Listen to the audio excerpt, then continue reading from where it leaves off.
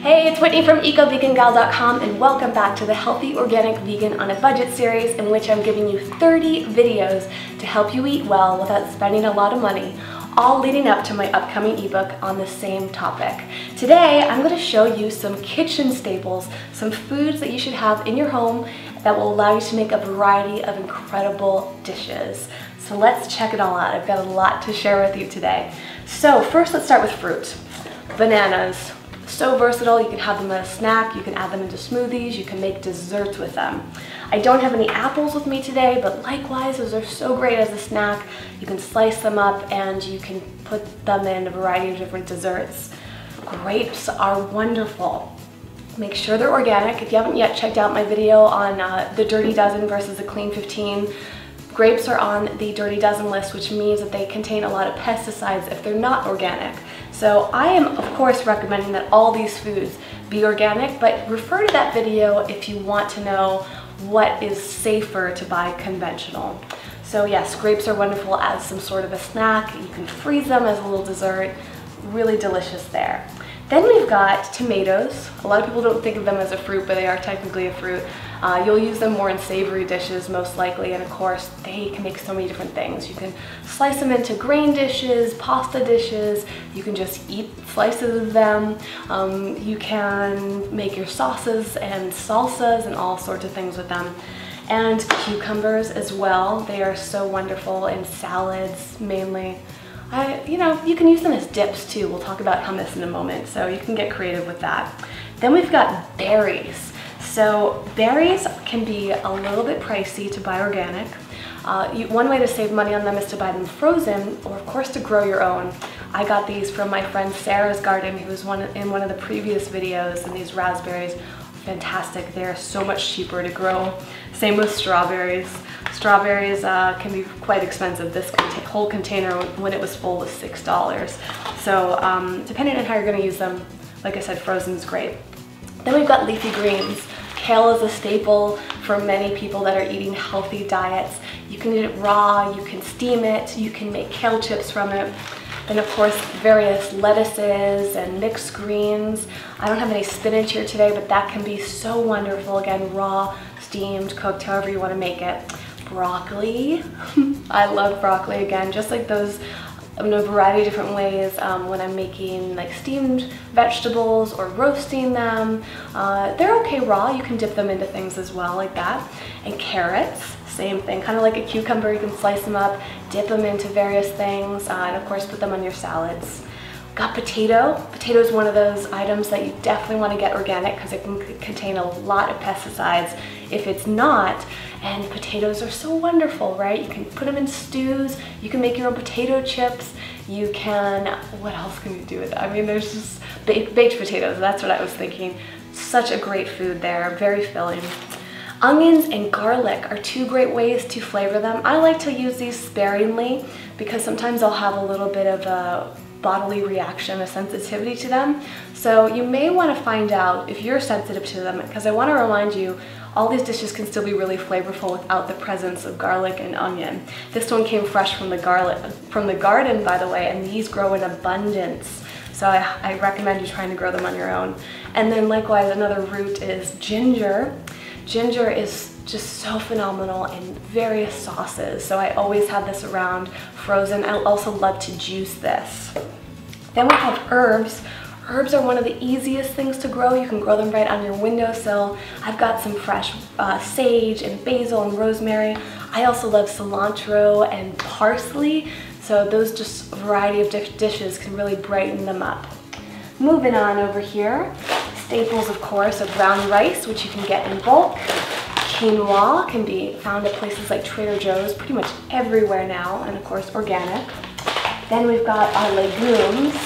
So various types of beans are great to have, and lentils. I don't have any chickpeas or garbanzo beans today, but those are one of my favorite legumes. And not only are they wonderful in grain dishes, but you can roast them up as a snack. and then you can make your own hummus from them. Save the money and save the packaging. Make it yourself. It is so tasty and really easy to make. I didn't mention lemon yet, but lemon's another great staple. You can squeeze that in to your hummus. You can add a little bit of garlic in there, maybe a little bit of cumin. I forgot to bring out spices, by the way, but having a variety of different spices on hand is great, and I recommend getting them in bulk so you don't have to get all the different containers and waste them. You know, I'm at my parents' place right now, and I can't tell you how old some of these spices they have around. If they had just bought what they would get in bulk, they would have saved money and a lot less would have gone to waste. Moving on to seeds. Seeds can be so inexpensive and we're used in so many different ways. Sunflower seeds are one of my favorite. You can use these to make creamy sauces. And of course, they're great in trail mixes or just on their own. Chia seeds are phenomenal. A little bit goes a long way. This whole container was about just over $4, and this is gonna last a long time because all you need is a teaspoon or a tablespoon. You can make chia puddings. You can put these in smoothies.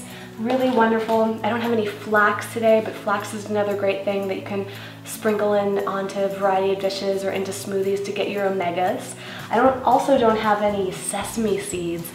Those are one of my all-time favorite seeds. I like to make my own tahini, which you can put into your hummus with your garbanzo beans. And I like to sprinkle sesame seeds on top of a variety of dishes to have a little crunch factor and flavor. And then there's pumpkin seeds. I don't have any hemp seeds today, but those are wonderful, just like all of these. Can be sprinkled on top of things, and you can make your own hemp milk. You literally just take water and put hemp seeds, blend it together in any blender. And you don't have to strain it out, you immediately have your own milk. I do want to encourage you to make your own milks. I don't have any nuts with me today because nuts tend to be really pricey when they're organic, so I say to use them sparingly. And I bring that up now because you can make so many great milks from nuts, like almonds. So maybe buy almonds on occasion. You can make your own almond butter. You can make your own various milks and things from that. And same thing goes with cashews. Cashews can be expensive, but they make delicious sauces. So I would buy them every once in a while. I actually do have some peanuts here. Some people do like to eat peanuts. Make sure that they're organic and high quality. Peanuts tend to have mold, so a lot of people recommend them that you don't eat them because they can cause various food sensitivities. So I would say to also use peanuts sparingly, but they can also be a great snack and you can make your own peanut butter. And lastly, another thing that I say to use sparingly, not just because of the cost, but because of some potential health effects, is oil. So I like to use oil every once in a while, especially coconut oil. This is really wonderful for cooking, but a little bit goes a long way. So I will maybe use like a teaspoon or something in my cooking. I also like to use this as body care. I use this as moisturizer. I use this to do oil pulling for my teeth and my gums, and there's so many different ways to use organic coconut oil. Same thing goes with olive oil. I do not recommend cooking with it, but a tiny little bit every once in a while sprinkled on top of a salad or you know, maybe a dish after it's already been cooked can be okay. You might want to do a little bit of research to find out the pros and cons of using oil. So that's it today. There are a few things, of course, that are missing. One thing I didn't include today is an avocado because it could tend to be pretty expensive organic. But if you're living in a climate where you can grow your own, I encourage you to do that because you will save so much money. I just recommend having avocado every once in a while if you're on a very strict budget because, you know, one small avocado can be anywhere from $1 to $2, and that of course can make your dish very expensive. So use it when you really want to have it if you're really being conservative with your money. And another thing I don't have here are some meat alternatives. I don't think they're that necessary. I personally eat mainly soy-free, but I do think that organic tofu and tempeh can be fabulous. I do want to remind you that you can get protein from practically everything here, your greens, your nuts and your seeds, your legumes. You don't really need a meat alternative, but if you're not sensitive to soy or wheat, tofu, organic tempeh, and maybe some of the organic meat alternatives, you know, have them every once in a while, but again, they can be kind of pricey. And I think that having a variety of fruits and vegetables, nuts and seeds and legumes, you'll be pretty satisfied. So those are the staples that I recommend for you. What do you love to eat that has not been talked about today? What am I missing here in your opinion? Is there something that you buy on a regular basis that you use over and over again in dishes?